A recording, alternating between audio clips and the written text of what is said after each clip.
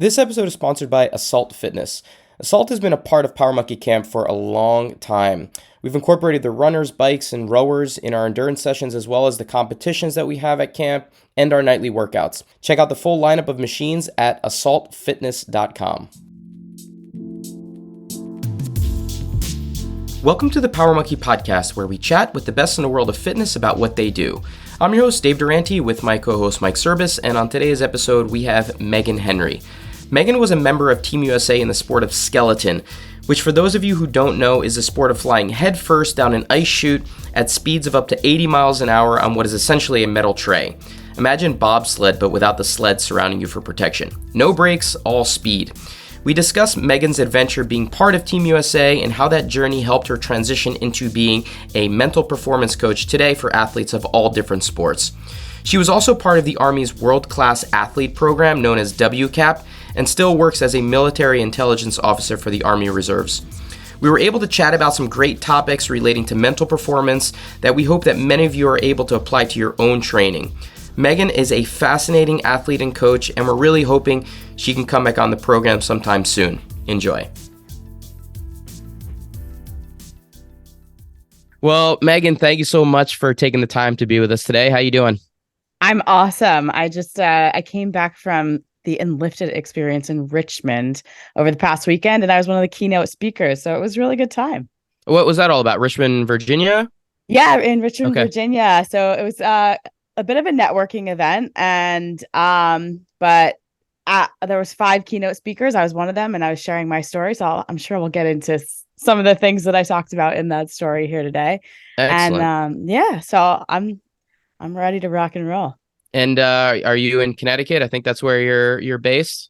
Yep, I'm in Connecticut. Not for long. I'm pretty transient. I've always been transient as an athlete. You know, you just are constantly traveling and stuff. And so after retiring from competing last year, I'm feeling a bit like I need to go somewhere. Yeah, anywhere kind of making the list? Where are you thinking? Well, when I retired, years before I retired from Skelton, I said I was going to go to Bali for months. I have yet to do that. That's on my list, but I'm also in the Army, so it makes it a bit tough because I am in the reserve, so I've got to come back once a month. So I'm trying to sort some things out. But Florida's good. Florida would be nice, especially as it starts to get to winter weather. Connecticut not ideal, so I can see why Florida's on the agenda, but. I wanted to talk a little bit about just the journey of Skelton. And a lot of our listeners are more in the kind of CrossFit space, maybe some gymnastics background or weightlifting. But the sport of Skelton is such a unique one, and one that I don't think very many people really pursue for maybe obvious reasons. But I'd love to just go a little bit into the sport in and of itself. Can you just give a background on what Skelton is so that people have a better idea of kind of what you did for so many years? Sure. So Skelton, for everybody who has, if they're a millennial or older, you have likely seen Cool Runnings. So Skelton is like luge, but head first, and it's on the same track as bobsled. And essentially, bobsled and Skelton both have a running start. So you're pushing a weighted sled, and Skelton's an individual. You push it as fast as you can, and then you jump onto the sled going head first, and you only steer with your body weight. And then there's no brakes, there's no steering mechanism, and every track in the world ends uphill. So essentially it's very glamorous. All you do is drag your feet and they put out some foam mats and you smash into them, and that's how you stop on a track. It sounds like backyard activity just taken to the next level. You know what? I'm convinced that it's just originated in Europe with some drunk people on the side of a hill. Definitely. I could imagine it came from somewhere in the south of Germany. Mike lives in Germany now, yes. So he is familiar with some of these activities as we get into Oktoberfest, I'm sure. It is beginning. So yeah, this is all resonating for me. Okay, obviously we have bobsled, and we know the dangers and the speeds that come along with being in a sport like bobsled. You mentioned Cool Runnings, amazing movie back in the early 90s, maybe. But yeah, at least you have a shell there. You have some protection. To jump from bobsled, which I heard, they had pursued you for a bobsled athlete, didn't really have the size to be able to maybe get the push needed for that type of sport. But then you still have luge in the middle there. You know, you don't have to dive right in head first. Was there any ideas of maybe let's go the luge route, feet first, before diving straight into skeleton? So in the US, the luge program, they won't take you if you're older than 10, 11 years old, just because out of all of them, luge is actually the most technical and they have the most control. And that sounds like it's a good thing. However, it makes it more dangerous, just because it's so like the steering is so finite and their center of gravity is higher than ours. So they're higher off of the ice. So their crashes can be like really gnarly. And it takes them years to progress to the top of the track. Whereas in the US, because we don't have as robust of a recruiting program as either luge and then other like European countries for both bobsled and skeleton. Usually what happens is we pull from usually people who are collegiate athletes. This year or this past quad, we pulled from CrossFit athletes. We had a bunch of CrossFit athletes competing for USA bobsled, which was very, very cool. And because they're looking for powerful, explosive people. And like, okay, if they're already powerful and explosive, we don't really have to train them to do that. We just have to tell them how to like transfer that to run bent over. And that's not natural. That does take some training. However, we end up recruiting people older just because I don't really know why, but I guess because it's a financial investment. It's a strange sport. You don't really hear about it, especially if you don't live in Lake Placid, New York, or Park City, Utah. So they just end up like pulling from these other sports and pushing them into them. So yeah, not really a robust training program, but that's why I didn't go luge. There really isn't an option in the US. Interesting. Now, on the skeleton side, obviously, I don't think they just dump you down the track the first time and say, okay, whoever survives is going to be part of the team. There's kind of a weaning into process, probably the bunny slope perspective of it, working in it slowly. But was there a moment or a track run where you were like, this is it. This is the one. This is the sport that, you were a two-sport athlete in college. And this was the one that I maybe see an Olympic pursuit in my future. What was that moment for you? Definitely. So I had always been an adrenaline junkie. And so, I'd gone skydiving and as soon as I turned 18 years old and just always loved roller coasters and things like that. And of course, I loved competing. I loved doing sports. And so when the opportunity was presented to me, initially it was to do bobsled. And I was too small for that. I'm 5'2" for anybody listening, and I'm like 122 pounds soaking wet. So, so skeleton, and I was the smallest person competing in the world for a while in skeleton at the World Cup level. And so to put that into perspective, it's a gravity sport. So there is an advantage to be heavier. So for me, I had the interest. Like I went and I tried bobsled and was like, okay, this is crazy because it feels like you were put into a washing machine and thrown off the side of a mountain. That's what it felt like. So with skeleton being like you're driving, so you can see you're in control. And when I tried bobsled, I was a brakeman, so you don't see anything. You're just being rattled around. And so the first run, really, I was like, oh my God, this is amazing because it feels like you're flying in a way. It's very similar to tracking in skydiving, if anybody is familiar with that.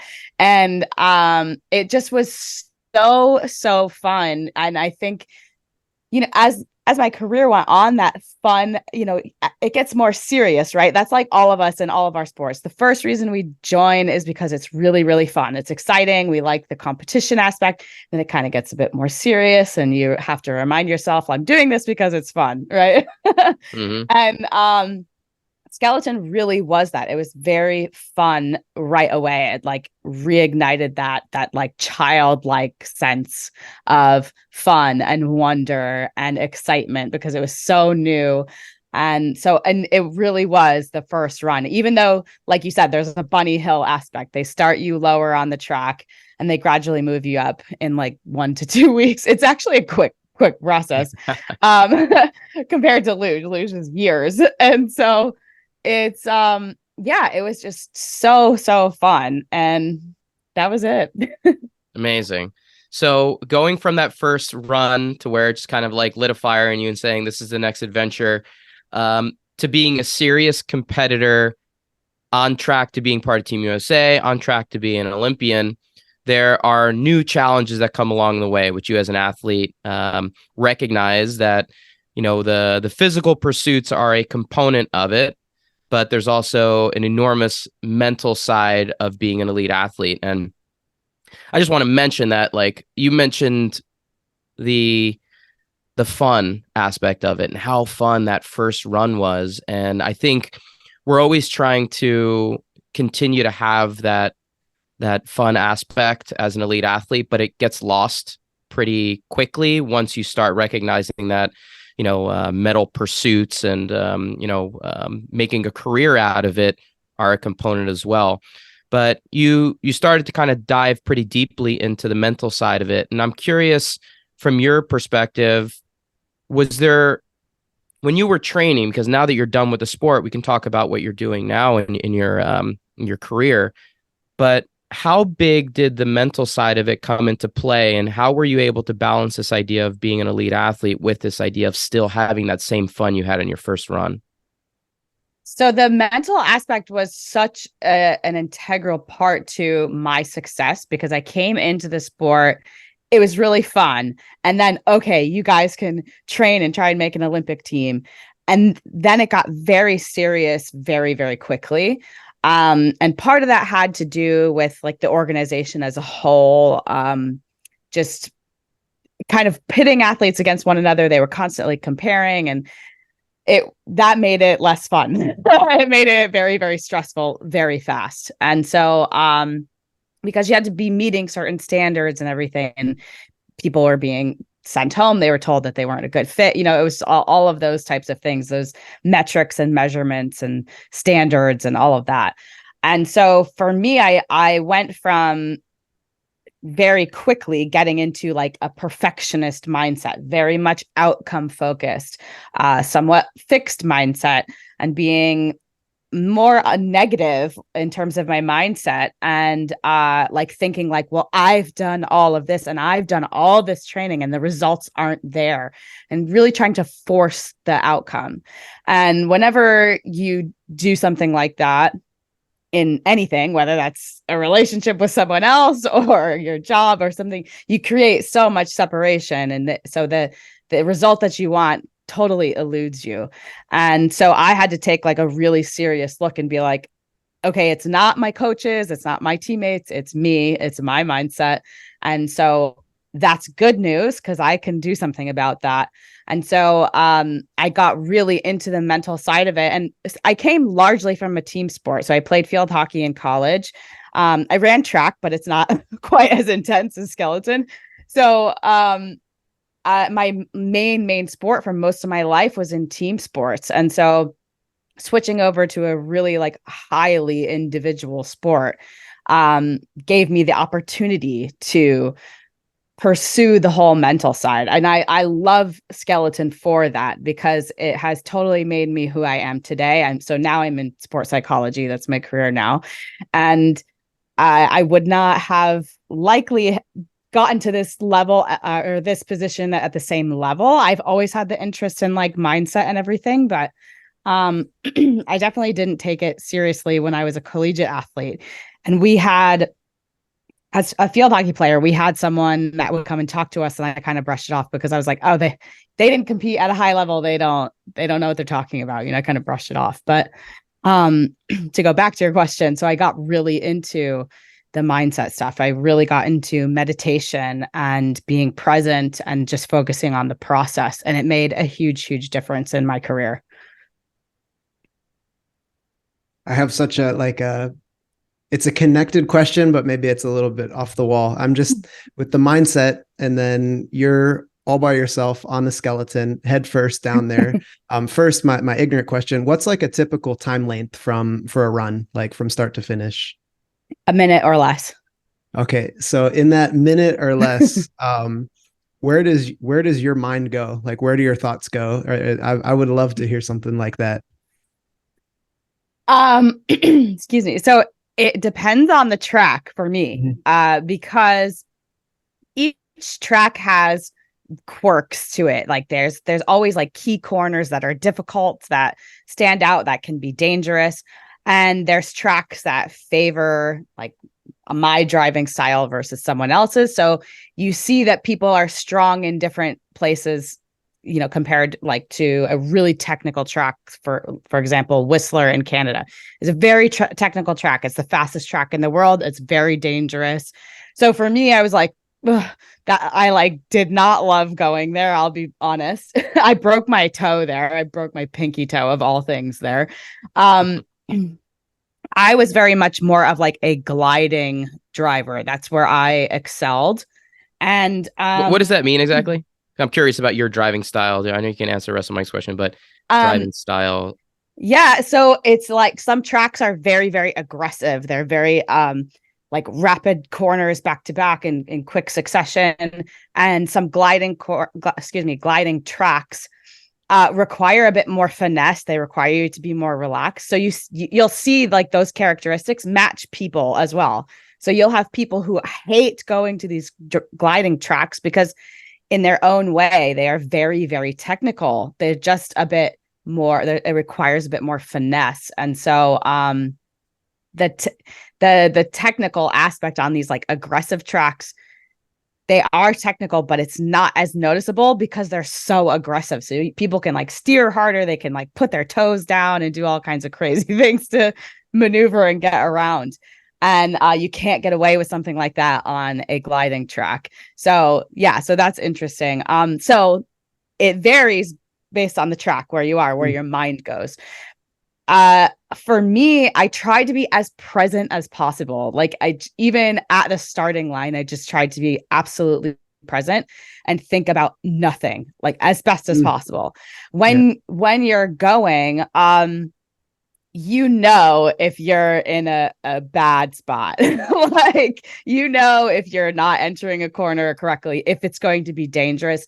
Do I have to make a Hail Mary here so I come out of this corner and not be on my side? So it depends. But if you're making mistakes, if you're thinking about a corner, that you just made a mistake in and you haven't let it go and adjusted very quickly, it will follow you it just compounds, it snowballs down the whole track. So it's so important that you're able to have a really short memory. And that's where like the mindfulness practice comes in, and being able to be present to shorten that reaction time and get back online as quickly as possible. And it doesn't have to be perfect, and skeleton runs don't have to be perfect. Like, just have to be good enough. Right. And like you just want to be like maximizing as much speed as possible, even if it's not totally perfect steering. So yeah, your mind, it can be like, for example, if I had crashed the run before, I am thinking about the corner that I crashed in the run before for sure.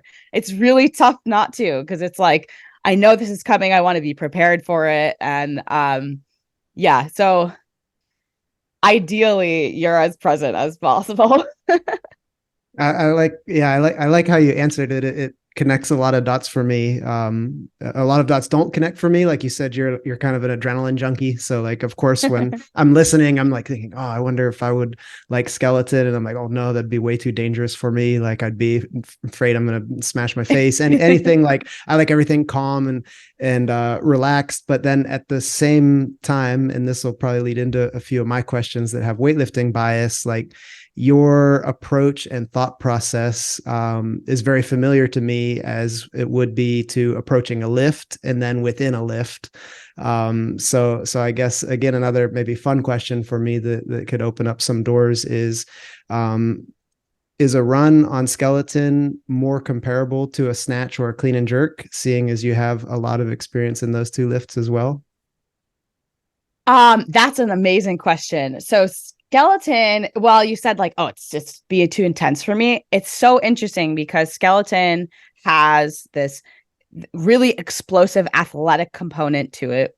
And at the same time, it's we always said it's like relaxed chaos, because you have to be as relaxed as possible while you're going. Because if you are holding tension, even if you're doing perfect steers, it translates down the track. Your time will be absolutely terrible. So you have to be able to be totally relaxed and very, very present.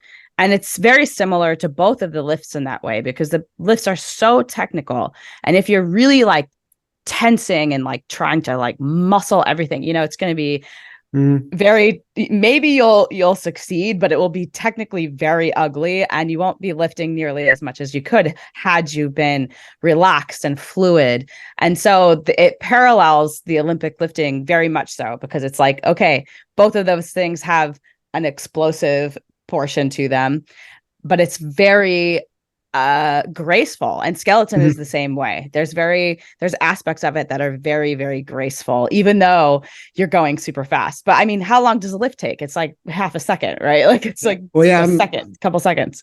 I'm loving too your like path of sports, where you're like, all right, collegiate sports, these are, maybe take all day for you to find out if you won or lost. Then you go to something that's like multiple runs but of 1 minute or less, and then you find yourself in a sport like weightlifting, where it's like maybe 3 seconds maximum, like if you're putting the clean and jerk together or something like that. No, I guess, and this is more for my selfishness. I'm still trying to, like, from what I've seen with skeleton, and then you were describing yourself as a glider, and then that makes me think of some of those courses and watching some of the runs where the gliding definitely makes me think of snatching. Like it's this, really beautiful, graceful. You're still really, really reacting, but at the same time, you're like in a flow. And I guess from anybody that's, lifting, that's competed in weightlifting and snatched or clean and jerk, I think the snatch is very much like a rhythm flow. And like you said, when you get to the point where you try to be present, you're almost thinking of nothing. So I would find that in my competitive times of like, the times that I was snatching the best, I was thinking of nothing. It just felt good. And then I'm wondering if like some of like the Whistler track, like where it's a little more aggressive, I wonder if, at least to me, that compares a little bit more of like the clean and jerk, where you have to just kind of, sometimes you just have to rip and go. And maybe something like, maybe the clean was not good, maybe one of your turns was not good, but you need to like reset. And like you said, just kind of forget that one and move to the next piece, which would be the jerk. Yeah, definitely. I like that comparison, because I haven't made that before. And it is very much like that. It's like this, like you can get away with, like I said, you can't be like really forcing and oversteering on a gliding track. It doesn't work. And same for the snatch. I feel like you can get away with muscling or trying more in the clean and jerk than you could in the snatch.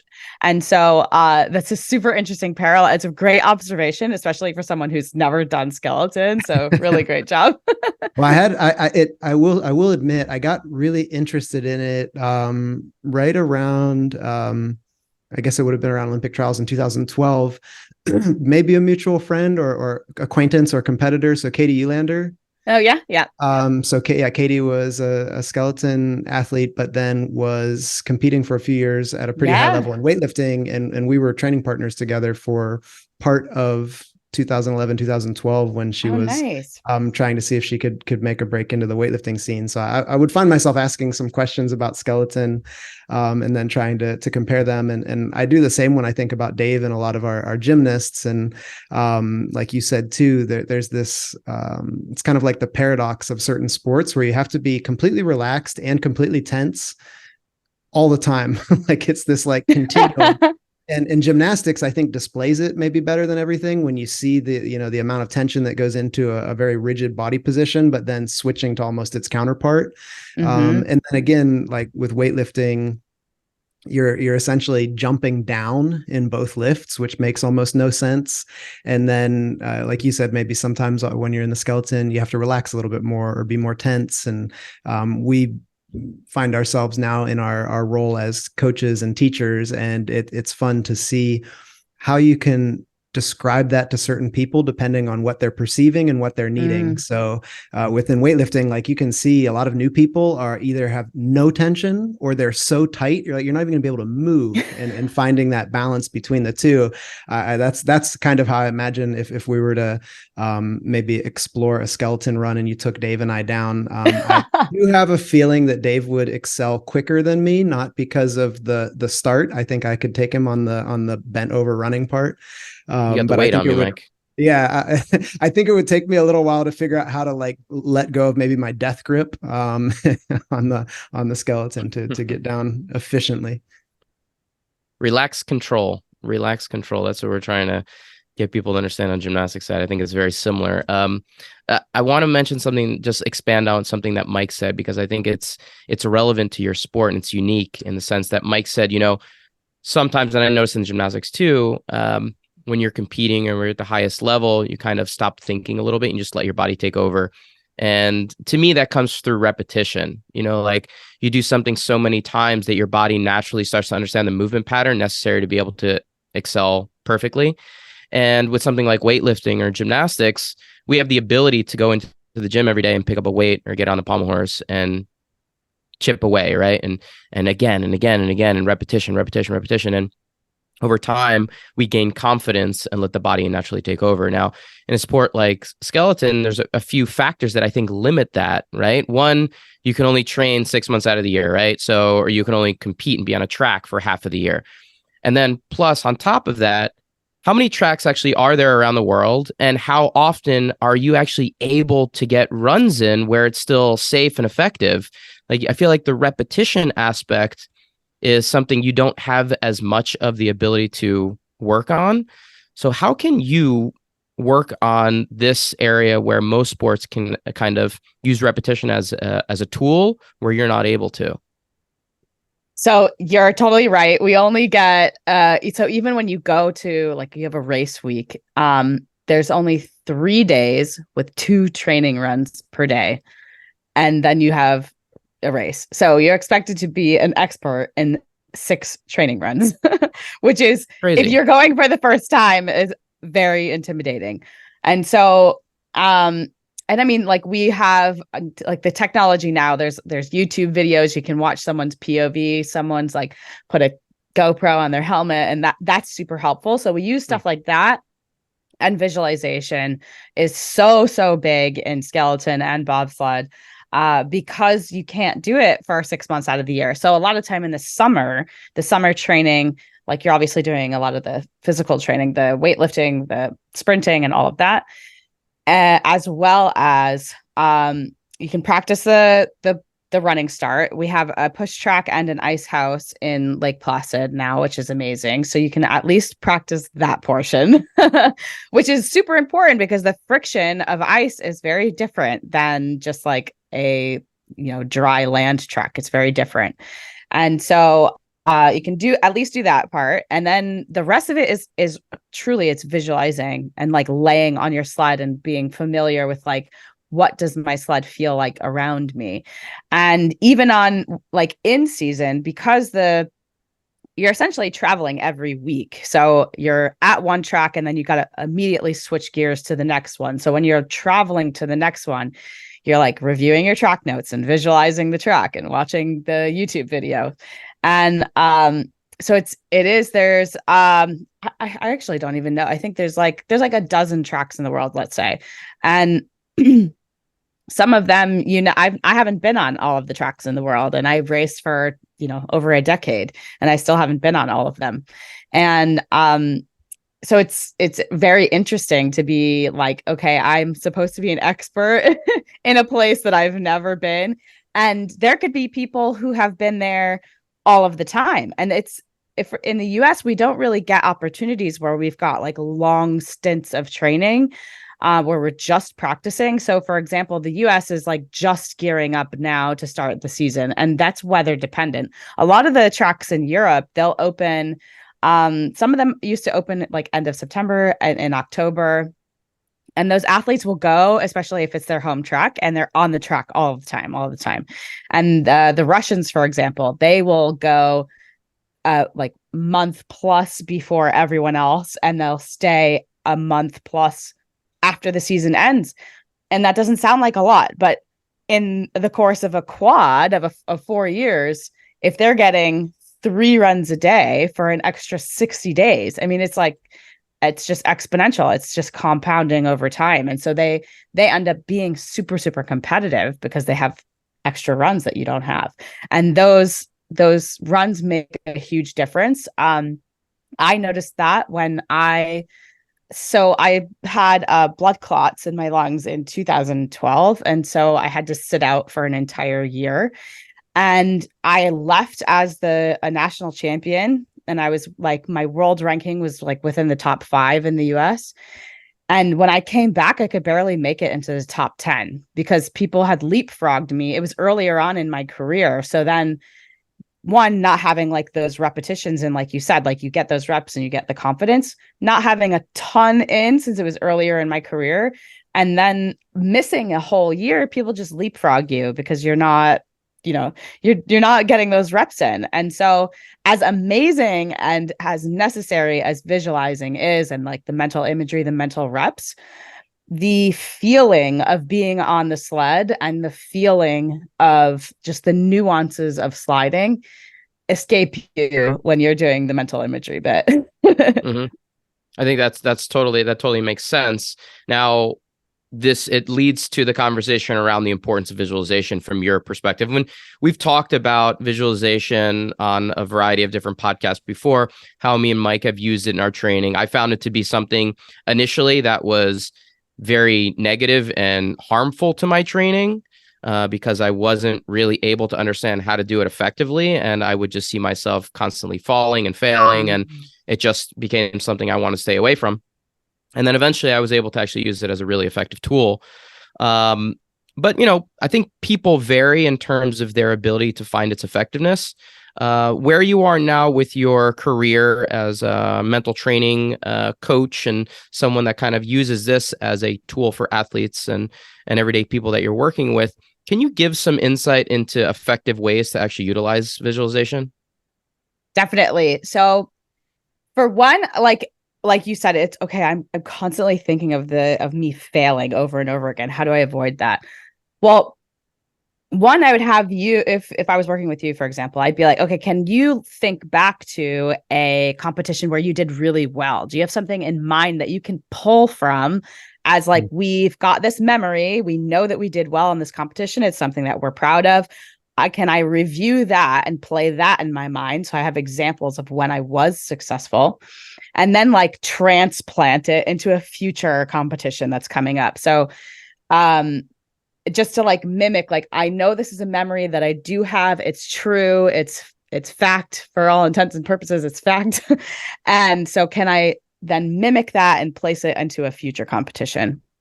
So I found it beneficial as an athlete to visualize the outcome that I wanted.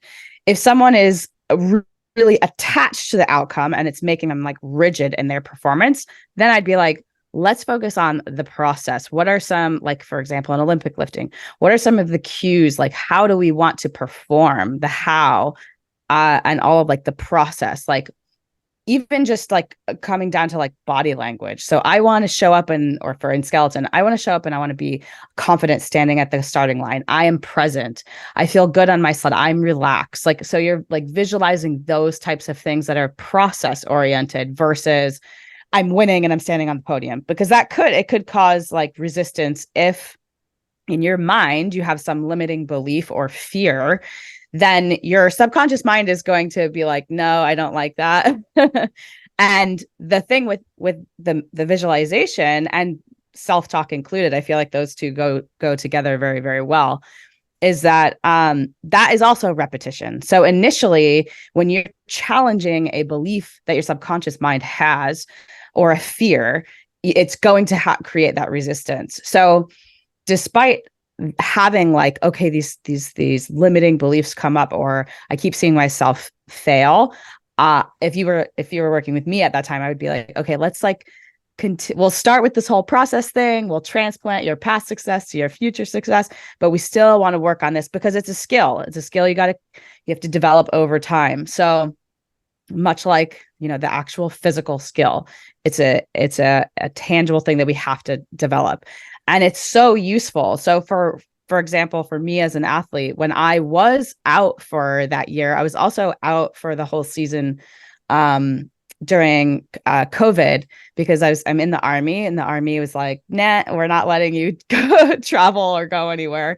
And that was tough because it was right before the Olympic season. I was very not happy. And Yeah. and so, but the only thing I could do was focus on like my physical training and all of that. But I had visualized so many times competing in Olympic trials, and I knew that I was going to be allowed to do that. I felt confident I would be allowed to compete in Olympic trials, and which I luckily was. And I saw myself over and over and over again, down to like the times breaking the track record in both Park City and Lake Placid, which is where we have Olympic trials. So I visualized it so many times and what that would feel like. And it wasn't so much having like the grip on the outcome, like I have to make this. It was like, what feeling would I get from that? How does that feel? So that's another like key component of the visualization is like, yes, you're seeing the mental imagery of you performing XYZ.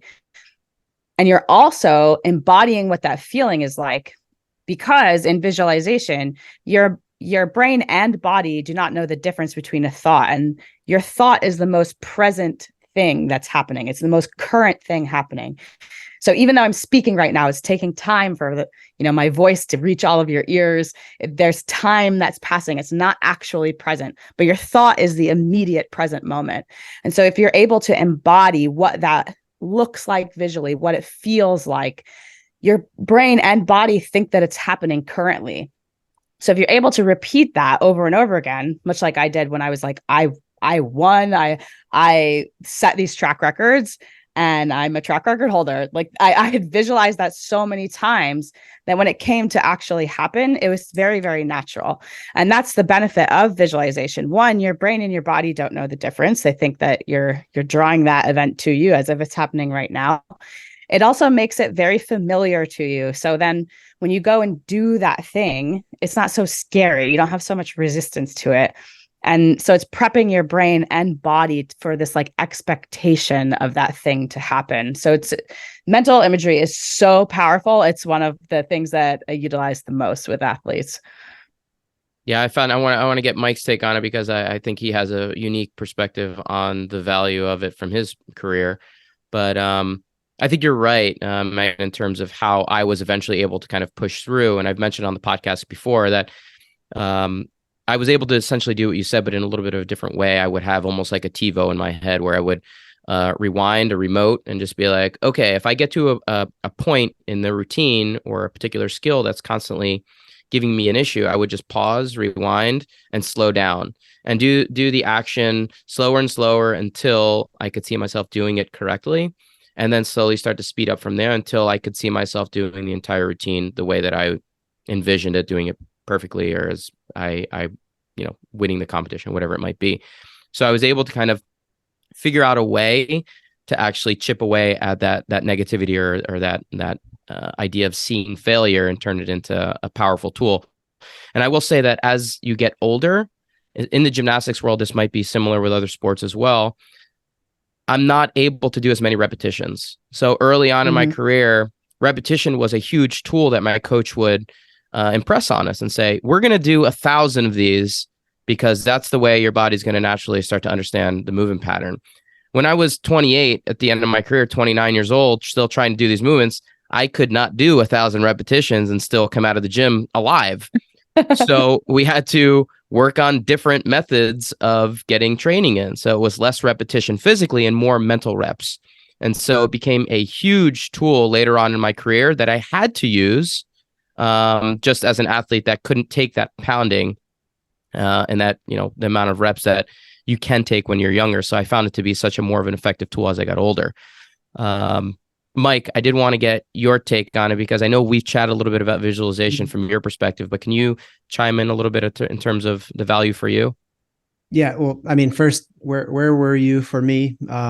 10 or 15 years ago to help me with all this visualization. So, no, the one thing that you said that I think could be helpful for a lot of people listening, and like you said, it doesn't even have to be about sport. I think like, yeah, the power of manifestation and your thoughts and having expectations to become reality. Like you said, it makes it a familiarity. So like if you make it familiar, then once you're there, it's like, yeah, it's kind of meant to be. But when I would visualize, I was like Dave was saying, and not just early in my career, probably all of my career, I'd be like, I'm going to make the snatch. I just missed the snatch. I'm going to make the snatch. I just missed the snatch. Like, great. Like most of my, like I hated visualizing because I couldn't, like, I would just get stuck in these like miss loops. But what you said was going back to a memory of like, what would be one of your best competitions or one of your best training days? Like that actually happened. So like, why not take that? You had that, like it felt real because it was real. You have the memory of it, which is real. Like now let's focus on that, meditate on it a little bit and transplant it. It's like that, that was really cool to hear. I think now as a, at least aspiring, mature, post athlete, teacher, coach, instructor, I think it's easier to do that now. And I find myself, having a better ability to visualize, like what's going to happen in the future, or what do you want to happen in the future, and how can you prepare yourself for that. But I think for younger athletes or, athletes that are on the brink of, reaching their goals, if you can really start to fixate on a lot of the positives and then put those into a future point, that was just a really, really, nice thing for you to say. I think to remind some people of maybe even like they don't understand why visualization works for them, but it's getting some connections where they need to be had. Definitely. And so the other thing that like ties into that, so for example, so I competed in Masters Nationals in weightlifting in March, and I was struggling with the snatch in training at like the week prior, like all of this training is going always really the best good. time. The week prior, I'm like, oh my gosh. So I ended up being like, that's not like my brain was like, you're not going to make this snatch because you've been failing every day, Yep. And so I had to be like, no, that's not like me. I know that I can be successful. I have examples. I watched like a video of me being successful in it. So you're like, it's having that proactive self-talk that ties into the visualization portion too. So when that like negative thought comes in, you're like, nope, I reject that. That's not like me. Yep. I remember there were people that were talking, just in training leading up to the weightlifting competition. And they were all talking about like failing lifts and stuff. And I was like, no, I reject that. That's not like me. I don't do that, So just to brush that out of my mind. And so because the really cool aspect of your conscious mind is that you have the ability to accept or reject or do nothing with the information that's coming to you. So if you just are like, oh my God, that's going to affect me, and you just absorb it and think that that's, someone talking about their failing lifts is going to just come in like osmosis, then it will. But if you actually are like, nope, that's not like me, I reject that information, that's super, super powerful. It takes a lot of awareness to do that. So again, it's a skill. All of mindfulness is a skill. Mindset is a skill. But at the end of the day, like mindset is it's the story you tell yourself about yourself. And so one of the lines that I say to my athletes is like, can you talk to yourself more than you listen? So having something prepared, knowing that competition and everything is not always rainbows and butterflies. That's the reality we live in. And that's what makes sport exciting. It would be really, really boring if we knew exactly who was going to win. That's what makes underdogs awesome. That's the amazing part about sport, is that we don't know who's going to win. It's not a guarantee.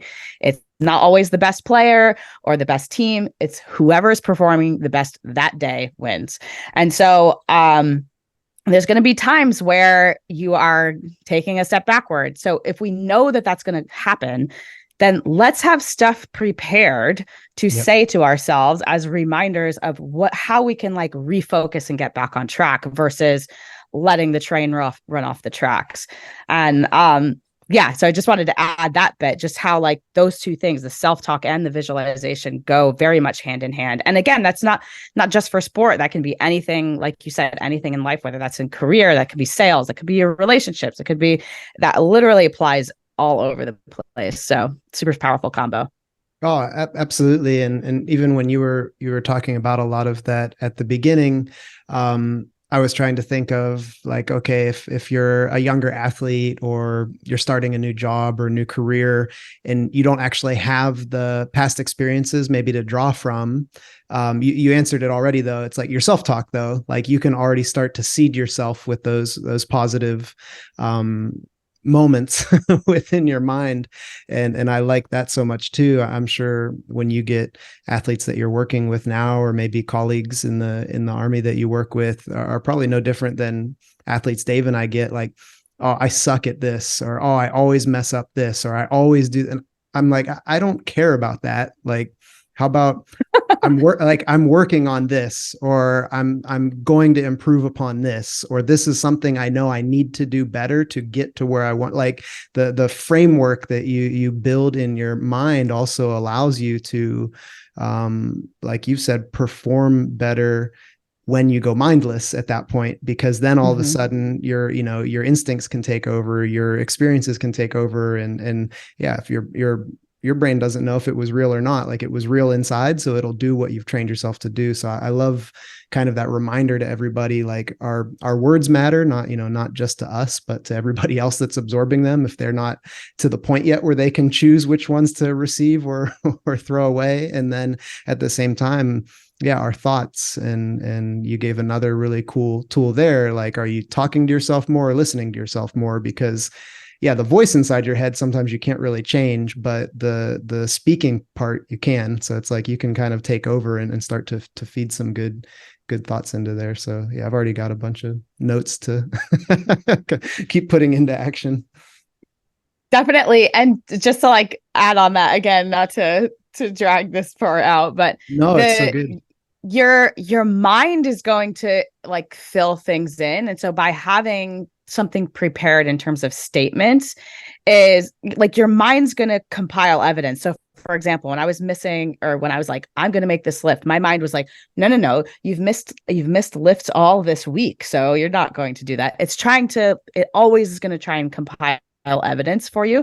And it does it very, very quickly, which is why like you have to be prepared and take the time to prepare. Like, I have people write down like a confidence resume, like where their confidence comes from, or a success resume. So items where like, these are things that I'm really proud of. That could literally be anything. It doesn't have to be athletic performance. It could be like relationships you've had, experiences, books you've read, talks you've given. It could be anything where these were moments where I felt confident. And so you've got something to like pull from, because otherwise your mind is going to be, if the untrained mind, your reticular activating system is going to compile evidence. So for example, if you were like, you know what, I really want a white Tesla, and I'm sure then all of a sudden you see white Teslas everywhere. It's the way that your mind filters information. So you're like, okay, if I've got these statements prepared, I have my success checklist, or excuse me, my confidence resume. And these are all examples of where I've been successful. Then it starts to shift what your mind filters in. So it becomes easier to be like, no, I reject these people talking about failing lifts, and that doesn't apply to me, because you're like, that doesn't even resonate with me anymore. And that's the whole purpose as to why we do those things, because we want to train our brain to be filtering the information that we want to experience. There's a quote by Napoleon Hill. It goes, "The greatest application of applied faith is learning the art of keeping your mind focused on what you want." And that is so tough. It's really, really tough. And it takes a lot of like self-discipline and effort to be like, what is it that I want versus what I don't want? You hear a lot of people talking, just all of their words and their energy is going on to what they don't want. I don't want to fail this lift. I don't want my boss to fire me. I don't want my girlfriend to leave me, whatever that is.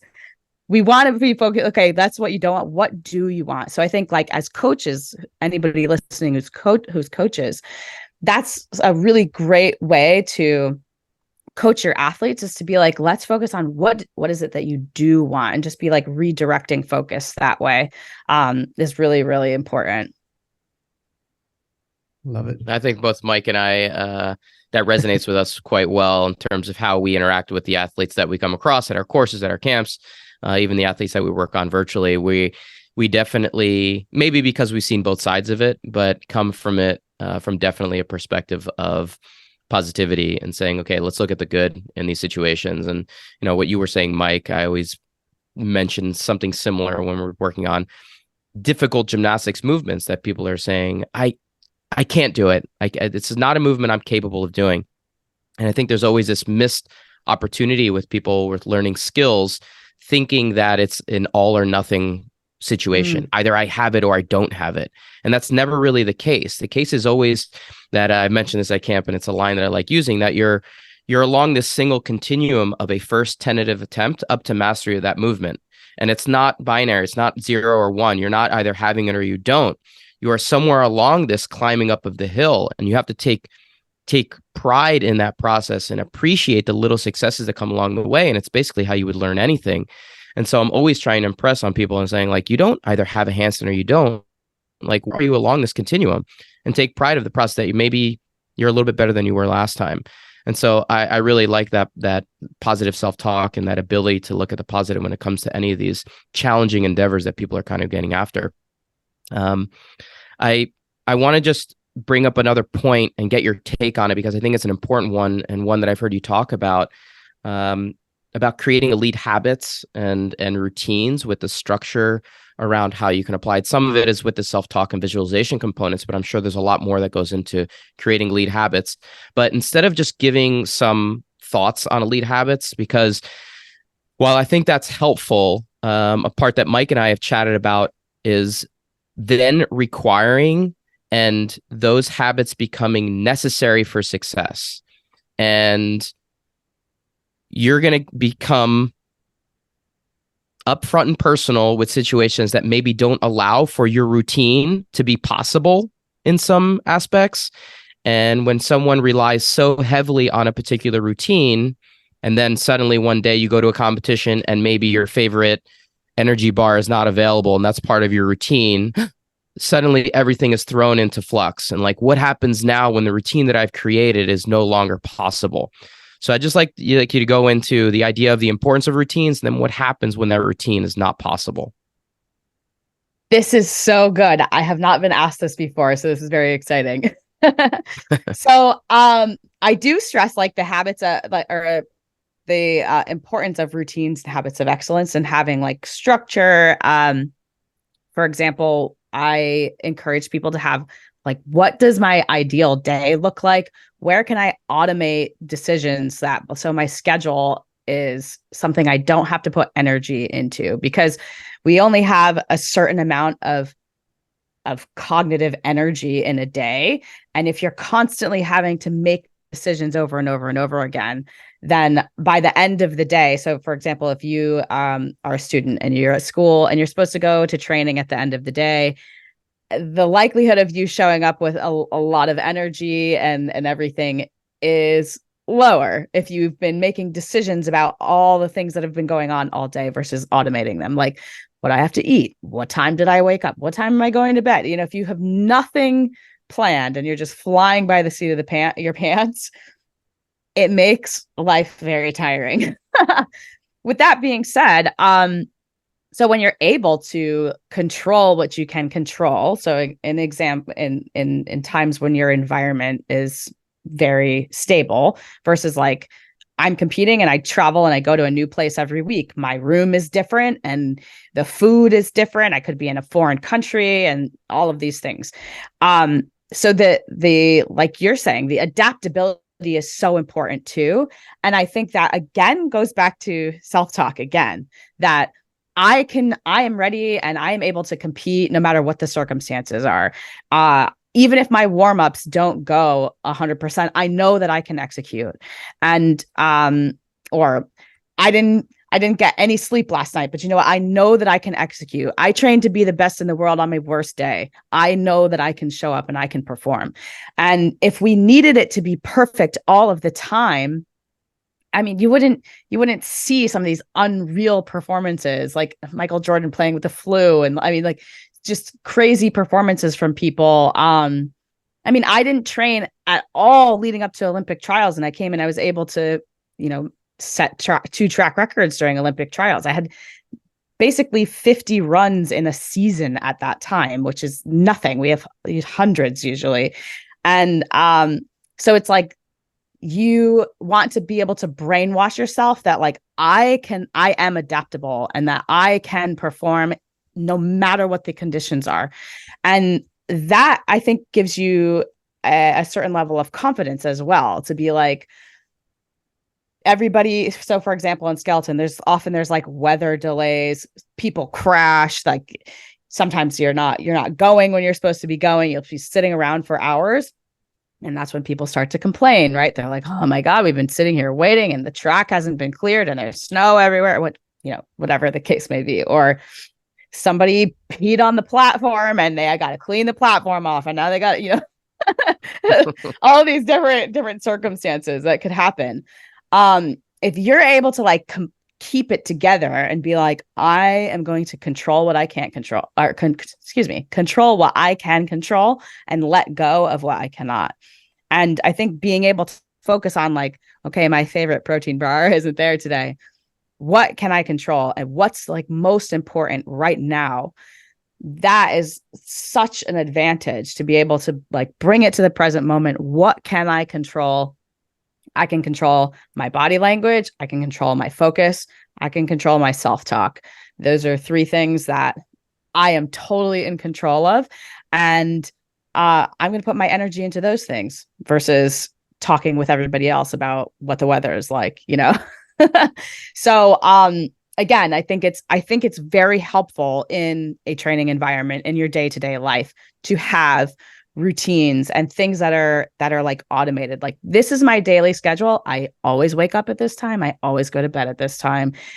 Just so you're reducing that cognitive load. It makes it easier to get into flow states. And then if you're able to do that in the times where your environment is more under your control, then if you only sleep 2 hours before the competition, because you haven't wasted so much cognitive energy the week prior or whatever it is, you're able to adapt and focus and hone in and everything. And there's so much going for you in terms of a competition setting. Your adrenaline and all of that, the nerves, which is actually excitement. It's all your body is preparing. It's producing its own, pharmacy of chemicals to help you perform in that moment. And that's another thing you can reframe. People are like, oh my God, I'm so nervous. Like, no, your body is doing what it's supposed to do. It's honing in, it's focusing, it's getting everything ready so that you're able to perform. So yeah, I think trusting and brainwashing yourself that you are adaptable and just focusing on controlling what you can control. I love that answer. Thank you for that. It was something that I would love to apply. Just one last question around this with regards to finding any benefit in trying to create, the rhythm of your daily routine, right? Something that takes away any of the unnecessary likelihood of, messing with what you can control. But my coaches used to try to create uncomfortable environments for me regularly, just to simulate what could possibly, come about. Like if we're going to a hostile country where, the fans aren't really wanting to see USA on the top of the platform, he would do things that were not likely to happen, but just try to create situations. He would throw shoes at us while we were competing, doing routines. Like, I don't think anybody's going to throw a shoe at me while I'm competing, but he's like, hey, you never know. You're in a new place. That might happen. So do you find benefits in every once in a while trying to create unlikely situations just so that your mind can be prepared for what, the unknown? Just to be able to can I refocus in that moment? I think that's so good. I love that. I love that your coach did that. Although it wasn't fun to get a shoe thrown at you. I feel like I do think they've had I feel like he had an advantage though, growing up in a New Jersey Italian like household though. So I feel What like you're saying, shoes were flying around our house regularly. comfort in what I would perceive as chaos. And I have learned as one of your like I guess adopted brothers and travel mates that is just normal. So I would almost say like, Megan, you could send people just to like kind of hang out and live with Dave for a while to see how you act very calm without having to be in a situation that is calm, because it's impressive. It's a chaotic life, that's for sure. that's amazing. That's Calm under chaos. Calm under chaos. Similar to, we had a USA breakdancer on that also came to camp, B-Boy Gravity, Miguel Rosario. Awesome. He's in the mix to go and compete for the USA this summer in Paris for breakdancing. And he was talking about developing new skills and how, failure can turn into new skills, and he calls it crash to create. And he's come up with some of his most amazing skills by failing. And I loved it. He was just explaining this backflip that doesn't actually fully turn over, which if you guys saw the video that we put up from camp, he did it. That's absolutely insane.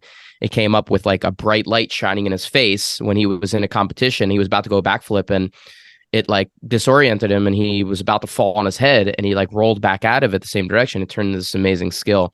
So I like the idea of being able to use situations that might seem a little chaotic and turn it into something positive. So, Megan, this was very, very helpful for me. We've had a bunch of mental training coaches on throughout the years of the podcast, and I found some really great nuggets here, not only for myself but also for the people that we work with. So thank you for sharing some of your knowledge, some of your background, and we hope we can actually hang out in person someday. Yeah, definitely. I want to learn some gymnastic skills, so I know who to reach out to. Yeah, absolutely. I've never been able to do I have yet to be able to do a press to handstand. So, come on over. I'll come on over. My specialties. It's one of my specialties. Dave, absolutely. I think he can toss you. We have a press to handstand program in our app. He can probably just toss you in that. Done. You can get started. I'll get you started on it. We'll be there in no time. 5'2", 120 pounds. You got a gymnast body. You got no barriers in the way of making that happen. Thank you. Before we get you out of here, there's just a couple quick questions, if you wouldn't mind. Quick, shouldn't take too long. Yeah, of course. First one, what sport or discipline do you prefer, weightlifting or gymnastics? Ooh, well, I think I would like to be good at, I would like to be good at gymnastics. But so I'm going to leave no buts necessary. I think it's lean towards gymnastics. No. Wow, that's even I've already done weightlifting though, so I like on to the next. Gymnastics, I think Mike is very impressive right now. That's like, even with being national champion. I mean, yeah, this is a competition that we have. I find myself as the minority, and I'm constantly just kicked to the curb. So it's okay though. I respect your reason. Mike is always trying to bring in weightlifting guests. I'm just hopeful. Weightlifting. Maybe I'll get a point in my direction, and even people who have weightlifting backgrounds still choose gymnastics. I mean, listeners out there have nothing to do with this. I don't book the guests. I have no influence on their vote. It's just I think it's just gymnastics is I think she just got some money in her Venmo right before she answered that. So. Well, thank you for that one, Megan. I appreciate it. Question number 2. Any guests that you think would be great for us to have on the podcast, somebody you've come across recently or know well, that might be a good interview for us? Of course. I have numerous. So I don't know if you want me to name them right now, but one or two would be great. And then we'll see what we can do to reach out. This is actually how we got you on after speaking with Mark. He recommended you, and this was an amazing recommendation. So Jen Brocksterman, super impressive lady, was really into CrossFit. She healed herself from cancer. I won't give too much of her story because you're going to interview her and she's amazing. And then my significant other, my boyfriend, Jack Thomas, he was also a skeleton athlete for Great Britain, but he coached the Chinese Olympic team and the US Olympic team and is now in digital marketing. So he's transitioned out of like the athlete life into like a real sport life.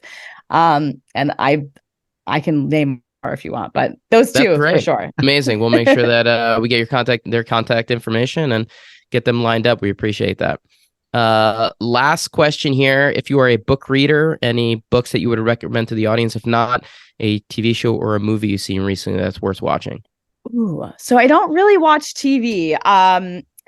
I do read. So one of my mentors is Dr. Nate Zinzer from West Point. He wrote the book The Confident Mind. I highly recommend that. And then I'm a huge Dr. Joe Dispenza fan. I just was at his meditation retreats in the past few weeks. And so just in talking about, like, we've talked a lot about the brain and subconscious mind and visualization and all of that. A good book for that is Breaking the Habit of Being Yourself by Dr. Joe Dispenza. Fantastic. Thank you so much. We'll add those to the list. I can connect to that one. I haven't gotten into Joe Dispenza so much, but my wife listens to him on Drip, and it's like nonstop in the other room usually. And she's gonna, she'll be happy to hear. I just talked to somebody that went to one of his retreats. Oh, I'm a huge fan. Dave and I will be in Austria in a few weeks doing a course, and then she timed it up perfectly to be down in Switzerland for one of his weekend retreats there. Nice. Amazing. That's perfect. Well, Megan, we appreciate the time. Where can people find you? Any IG accounts or anything where people can follow along with your next phase of what you got going on? Yep. Instagram is the social media account I'm the most active, but it's the same handle everywhere, is at the Savage Meglet. Perfect. Well, thank you again so much for the time. We appreciate it.